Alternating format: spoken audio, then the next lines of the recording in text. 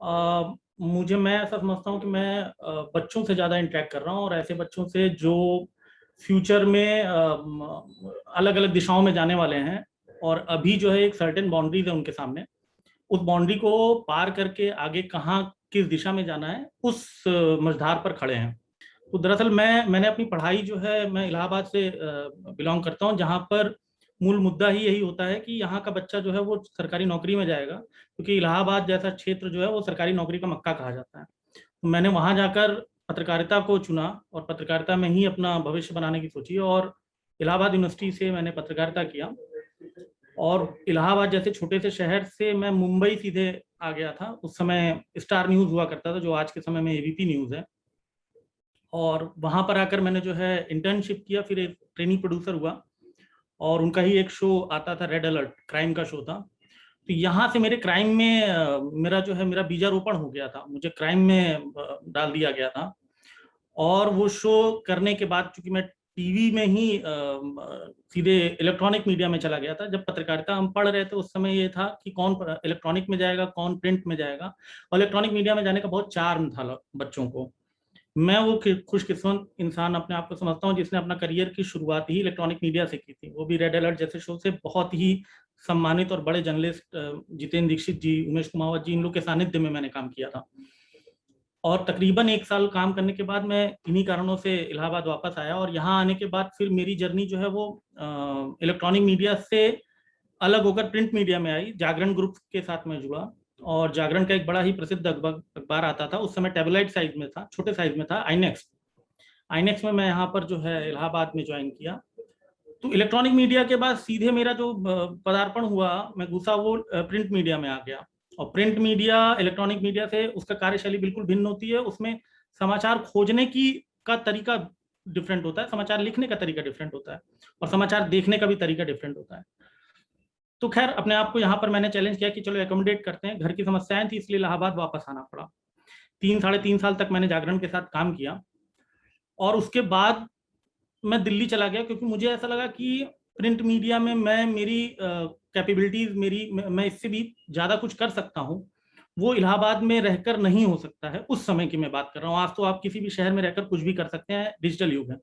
लेकिन मैं आपको बता रहा हूँ 2007-2008 की बात। तो मैं फिर दिल्ली निकल गया वहाँ से, इलाहाबाद से दिल्ली निकलने के बाद मैंने वहाँ पर कई न्यूज़ चैनल्स और कई न्यूज़पेपर में छोटे छोटे काम किए। बट न्यूज़पेपर में ही काम करना था, तो मेरे लिए इलाहाबाद क्या बुरा था। फिर दिल्ली क्यों आना हुआ? दिल्ली आना था कुछ और करने के लिए, वो कुछ और मिल नहीं रहा था, खोज रहा था। सडनली हमें पता लगा कि क्राइम पेट्रोल की शूटिंग जो है वो दिल्ली में हो रही है। और उस समय क्राइम पेट्रोल की शुरुआत हुई थी, अनूप सोनी और साक्षी तंवर, ये दोनों उसके एंकर हुआ करते थे। तो मैंने कहा यार, खबर क्राइम की स्टोरीज वो खोज रहे हैं, और मैं क्राइम का जर्नलिस्ट रह चुका हूँ, तो मैं उनसे मिलता और उनको ये बताता हूँ कि साहब मैं आपके लिए क्राइम का कहानी लाकर दूंगा। तो ऐसे ही रैंडमली मैं मिलने चला गया था, और उनको लगा कि हाँ यार, क्राइम की कहानी तो हमें चाहिए। तो ठीक है, आइए सर्वेश जी, आप हमसे एसोसिएट हो जाइए। तो मैं एज एसोसिएट क्रिएटिव के तौर पर क्राइम पेट्रोल की दिल्ली की टीम के साथ जुड़ गया था। अब मैंने अपने आप को खुशनसीब इस तरीके से समझा कि मैं इलेक्ट्रॉनिक से प्रिंट में आया, और प्रिंट से आने के बाद जब मैं दिल्ली गया तो मैं अपने आप को अब यहाँ से टीवी से जोड़ रहा था। दिल में ये था कि मैं टीवी के लायक हूं या नहीं, या टीवी की कार्यशैली भी मैं कर सकता हूं कि नहीं। बट मुझे यकीन था कि जो चीज चाहिए इनको, उसमें तो मैं पारंगत हूँ, उसमें मैं एक्सपर्ट हूँ। इनको चाहिए क्राइम की कहानियां, वो तो मैं लाके दे दूंगा, यही तो मेरा काम था। बट थोड़ा कार्य यहाँ पर उसका जो दायरा था वो बड़ा हो चुका था। और आपका काम जो है अब कुछ क्षेत्र या किसी एक पर्टिकुलर शहर में नहीं देखा जाएगा, आपका काम अब जो है ऑल ओवर इंडिया या ऑल ओवर वर्ल्ड देखा जाएगा टीवी के माध्यम से। खैर, मैंने वहां पर ज्वाइन किया और छोटे छोटे काम करने लगा, उसके अंदर कहानियां देने लगा। लेकिन मैं अभी तक सीधे तौर पर स्क्रिप्ट, कहानी, इन सब से नहीं जुड़ा हुआ था। खैर, दिल्ली में उनका 1 साल का शूट उट हुआ, उन्होंने किया, मैंने काम किया, और उसके बाद वो दिल्ली से उन्होंने अपना वो बंद कर दिया ऑफिस, और मुंबई से ही सारा काम करने लगे। तो मैं दिल्ली से मुंबई तो जाने में अक्षम था। यार, मैं दिल्ली से मुंबई अब कैसे जाऊंगा? शो दिल्ली से आना बंद हो चुका था। तो मैंने फिर अप्रोच किया, और मैं कहा कि मैं दिल्ली जाकर वापस से क्राइम पेट्रोल को ज्वाइन करूंगा। तो मैं मुंबई गया। बट वहां पर जो है क्राइम पेट्रोल में ये था कि मुंबई में उनके पास अपनी एक टीम थी, और मैं तो दिल्ली से हायर किया गया था। वो भी सिर्फ क्राइम की कहानियों के लिए। तो मैं मुंबई जाकर कैसे अकोमोडेट होऊंगा, उनकी तो अपनी एक सेट टीम रखी हुई है। तो मैंने वहां पर लिटरली एक मेरे जान पहचान के थे, जब मैं दिल्ली में काम करता था उनसे पहचान हो गई थी, तो उनसे लिटरली हाथ जोड़कर कहा था सर मुझे किसी भी काम में रख लीजिए, बस मुझे इस टीम के साथ जोड़ दीजिए। उनका यार एक पोस्ट है बट तुम करोगे क्या? तो मैंने कहा अरे सर कोई भी पोस्ट होगी मैं कर लूंगा। वो पोस्ट जो है, एक ऑफिस होता है उसमें एक पियोन होता है, और पियोन से भी नीचे मुंबई की अगर आप प्रोडक्शन हाउस की कार्यशैली की बात करेंगे तो उसमें एक रनर बॉय होता है। रनर का काम होता है कुछ भी सामान इधर से उधर लाना, बाहर कुछ छोड़ देना, कुछ भी, उसको दौड़ने का काम होता है, इसीलिए उसको रनर कहा जाता है। तो उन्होंने कहा यार रनर का काम करोगे क्या? मैंने वहां पर, मेरे दिमाग में आया कि सर्वेश उपाध्याय 5 साल तुमने पत्रकारिता की है, इसी क्राइम पेट्रोल शो के लिए तुमने जो है कहानियां दिल्ली में दी हैं, क्या इसके लिए तुम रनर का काम कर सकते हो? क्या उन्हीं लोगों के बीच में रहकर तुम रनर का काम करवाओगे? किसी को बिल लाना होगा, किसी को सब्जियां मंगवानी होगी, किसी को टेप पहुंचाना होगा, तमाम चीजें रहती हैं। बट ये वो मैंने डिसाइड किया कि हाँ मैं रनर के तौर पर जुड़ जाता हूं अभी, क्योंकि मुझे अपने ऊपर इतना भरोसा था कि जो चीज इनको चाहिए वो कैपेबिलिटी मेरे पास है, और अगर रनर रहते हुए मैं उस टारगेट को अचीव कर लूंगा तो मुझे मेरी सही जगह मिल जाएगी। तो मैं रनर के तौर पे ज्वाइन हो गया। 2500 रुपए सैलरी उस समय मुझे मिल रही थी, मैं बता रहा हूँ 2009 की बात। लेकिन टारगेट जो है रनर बनना नहीं था, टारगेट था रनर रहते हुए किस तरह से मुझे अपनी पोजीशन पानी है। पोजीशन क्या था? पोजीशन ये था कि ये जो शो है इसको मैं क्यों नहीं लिख रहा हूँ, ये मैं लिखूंगा। खैर 3 महीने हुए थे, हमारे शो के जो प्रोड्यूसर साहब थे, सुबू सर, ऐसे एक दिन रैंडमली, वैसे तो मुलाकात रनर जैसी छोटी सी जॉब या छोटा सा कोई कर्मचारी वो प्रोड्यूसर से क्यों बात करेगा, प्रोड्यूसर उससे किस लिए बात करेगा, लेकिन एक दिन ऐसी सडनली बात हो गई और उन्होंने पूछा कि तुम क्या करते हो? तो मैंने कहा सर मैं यहाँ रनर हूँ। उन्होंने कहा कि क्या है तुम्हारी क्वालिफिकेशन? मैंने कहा सर मैं 5 साल पत्रकारिता की हूँ। तो वो अपना सर पकड़ लिए कि तुम 5 साल पत्रकारिता की हो और तुम यहाँ रनर की तरह हो, किसने तुमको अपॉइंट किया है? तो मैंने उन आदमी का नाम नहीं बताया, मैंने कहा नहीं सर मैं खुद से ज्वाइन हुआ। उन्होंने कहा कि ठीक है, तुम जो है अभी के अभी ये जॉब छोड़ो और तुम जरा मेरे केबिन में आओ। मैं उनके केबिन में गया और 3 महीने बाद मुझे वो मिल रहा था जो मैंने डे 1 से टारगेट करके वहां पर रनर की तरह लगा था, और वो था कि उन्होंने कहा था कि तुम यहाँ आज से क्राइम पेट्रोल का रिसर्च करोगे। I was the first person in television history जिसको स्टोरी रिसर्चर का क्रेडिट मिला था। उससे पहले स्टोरी रिसर्च की जाती थी, बहुत सारी चीजें होती थी रिसर्च से संबंधित, लेकिन किसी को स्टोरी रिसर्चर का क्रेडिट नहीं मिलता था। तो मुझे स्टोरी रिसर्चर का क्रेडिट मिला और मैं उन चीजों को अब पूरी मन से पूरे उससे करने लगा था जो मैं चाह रहा था। बहुत रिस्पेक्टेड शो था मेरे लिए, बड़ी चीज थी, बड़ी अचीवमेंट थी, और मैं उसको करता गया। लेकिन ये स्टोरी रिसर्चर बनने के बाद मेरे जहन में एक चीज बार बार कुरेद रही थी कि मैं क्या यहाँ से सेटिस्फाई हूँ स्टोरी रिसर्चर बन जाना, जबकि इसमें संभावना और असीम है। असीम संभावना क्या थी कि मुझे इसकी कहानी लिखनी थी, स्क्रीन प्ले लिखना था। तो फिर मैंने अपने आप को चैलेंज किया कि यार अब स्क्रीन प्ले कैसे लिखा जाए। तो तकरीबन 3 साढ़े 3 साल तक स्टोरी रिसर्चर के तौर पर काम करने के बाद एक दिन मौका मिला, मैंने सामने से स्क्रिप्ट लिखी और सर को दी। मैंने कहा सर ये मैंने लिखी है। उन्होंने उसको देखा और कहा कि हाँ ये बेहतरीन स्क्रिप्ट है, वो बड़ी प्यारी कहानी भी दिख रहा है इनकी। और उन्होंने वहां से मुझे स्क्रीन प्ले राइटर का मौका दिया उस इसी क्राइम पेट्रोल शो के लिए।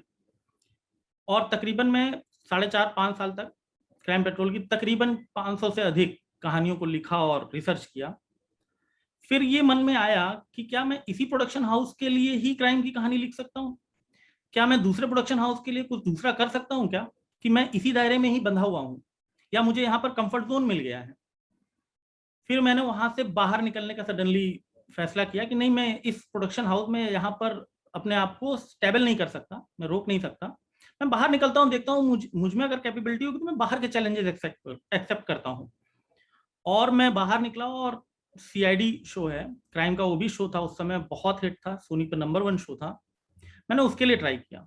सौभाग्य से मुझे डायलॉग लिखने का मौका मिला उसका पहले, और मैंने उसके डायलॉग लिखे, वही दया दरवाजा तोड़ दो और ईटीसी। तो उसमें कई राइटर्स थे, 20 साल शो था, तो उसमें एक दौर जो है वो मैंने भी कंप्लीट किया। और तकरीबन 2 ढाई साल तक मैंने उसके स्क्रीन प्ले और उसका जो है डायलॉग्स लिखे। और उसके बाद उन्हीं का एक दूसरा शो आता था शपथ करके, super cop versus super villain, उन्होंने वो भी लिखवाना शुरू कर दिया, वो भी लिखा मैंने। उसके बाद मैंने तकरीबन 9 शो क्राइम के डिफरेंट डिफरेंट प्रोडक्शन हाउस के डिफरेंट डिफरेंट चैनल्स के लिए लिखे। उसमें गुमराह, प्रेमा तुझा रंग कसा एक मराठी शो क्राइम था, वो भी लिखा मैंने। मुझे ये लगता था कि मैं क्राइम का शो सिर्फ एक ही भाषा के लिए लिख सकता हूँ, हिंदी, तो मैंने मराठी भी ट्राई किया, तो मैं मराठी के लिए भी क्राइम शो लिख दिया।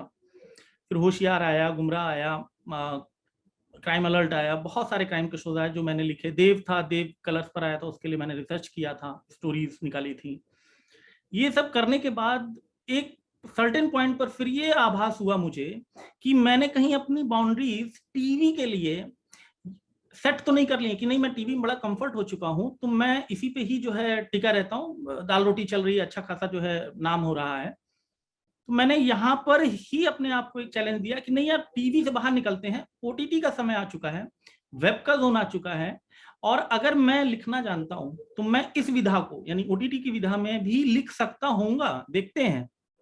और फिर मैं जो है, मेरे मित्र हैं, प्रोड्यूसर ही थे, प्रोड्यूसर हैं अभी भी रक्तांचल के, उनसे अप्रोच किया कि भाई एक वेब सीरीज बनाई जाए। तो उन्होंने कहा बिल्कुल, और उनके दिमाग में एक आइडिया था, और उन्होंने मुझसे बताया कि ऐसा ऐसा कुछ बनाते हैं। मैं इलाहाबाद का रहने वाला था, बनारस मेरा ननिहाल है, तो पूर्वांचल का एक पूरा मुझे एक ज्योग्राफी और हिस्ट्री पता थी, उसका फायदा उठाया। चूंकि मैं इसी क्षेत्र से आता था और मैं नई जगह पर जा रहा था, तो मैंने ये कोशिश की कि मैं उस जगह उस टॉपिक को चुनूं जिस पर मेरी पकड़ ज्यादा हो, और ये मुझे हेल्प किया। और मैंने जो है एमएक्स प्लेयर के साथ रक्तांचल लिखा, सीजन 1 लिखा, बहुत हिट हुआ उनका शो। सीजन 2 लिखा, वो भी बहुत हिट हुआ। अभी सीजन 3 की तैयारी चल रही है।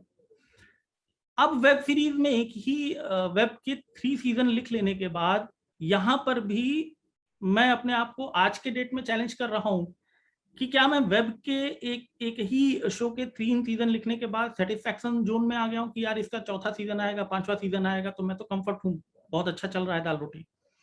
तो यहाँ पर मैंने खुद चैलेंज किया अपने आप को, और अब मैं वेब लिखने को नहीं लिख रहा, अब मैं फिल्म की तरफ चला गया हूँ। तो वर्तमान में एक फिल्म है और उसका जो है मैं कार्य आगे बढ़ा रहा हूँ। काफी चीजें उसमें आगे जा चुकी हैं, ईश्वर ने चाहा तो 3-4 महीने बाद शूट के लिए भी जाएगा।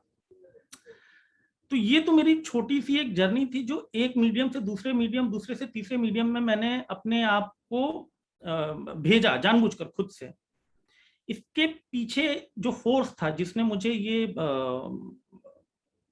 उत्साह दिया, जो ये मुझे बार बार हिट करता था कि आप ऐसा करिए, उसके पीछे का जो सबसे बड़ा एनकरेजमेंट पॉइंट वो ये था कि मुझे मेरी कैपेबिलिटीज पर भरोसा होना चाहिए। अगर मुझे मेरी कैपेबिलिटीज पर भरोसा नहीं होगा तो मैं अपने आप को चैलेंज देना बंद कर दूंगा, और मैं एक सेट पैटर्न पर बैठकर सेटिस्फैक्ट्री जोन में चला जाऊंगा।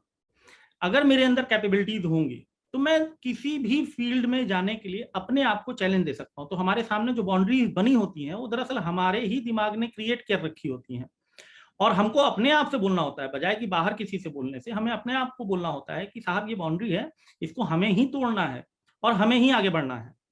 और उसके लिए बहुत जरूरी है कि आप मार्केट के लिए तैयार रहो। मार्केट क्या चाहता है, जैसे अगर मैं अपनी फील्ड की बात करूं, मैं स्क्रीन प्ले राइटर हूं, डायलॉग राइटर हूं, स्टोरी राइटर हूं, और मुझे बाजार समझना होगा। अगर मैं अपनी चीज लेकर बाजार में बेचने जाऊंगा तो वो परिस्थितियां बहुत देर में जन्म लेंगी जो मेरी चीज खरीद सके, लेकिन बाजार में जाने के बाद मुझे बाजार के हिसाब से काम करना होगा। आज सब कुछ मार्केट के हिसाब से डिपेंड कर रहा है। तो मुझे ऐसा स्क्रीन प्ले राइटर बनना है, ऐसा राइटर बनना है कि सामने वाला डिमांड करे, सामने वाला बोले कि साहब आप ये लिख सकते हैं क्या, और मैं बोलूं कि हाँ मैं लिख सकता हूं। लेकिन उस चीज की कैपेबिलिटी, उस चीज का कॉन्फिडेंस मेरे पास आना चाहिए। और वो आता कैसे है ये कॉन्फिडेंस, कि आप अपने आप को नए क्षेत्र के लिए पहले से ही प्रिपेयर करते रहें। कैसे प्रिपेयर करेंगे अपने आप को, नई चीजों को की तरफ देखिए, उसको एक्सप्लोर करिए। जैसे मैंने वेब ऐसे ही जाकर सीधे लिखना नहीं शुरू कर दिया था, मैंने अपने आप को प्रिपेयर किया था, कई सारे वेब शोज देखे थे और उनके स्क्रीन प्ले को याद करके फ्रेश पन्ने पर लिखता था कि देखिए मुझे स्क्रीन प्ले याद हो रहा है कि नहीं हो रहा है। ये प्रैक्टिस ही थी, ताकि जिसके कारण मैंने जो है नई फील्ड में जाने की चुनौती को स्वीकार किया कि मैं इस फील्ड में जा सकता हूँ। अगर आज मैं फिल्म लिखने का या फिल्म बनाने का सोच रहा हूँ तो निश्चित तौर पर मैंने ऐसी कई फिल्में देखी हैं और उनको अपने दिमाग से याद कर करके फ्रेश उसका स्क्रीन प्ले लिखा है और मैं तैयार कर रहा हूं उसके लिए, ताकि मैं उस फील्ड पर जाऊं। तो चुनौती देकर अपने आप को किसी नए फील्ड में पहुंचा देना ये सफिशिएंट नहीं है।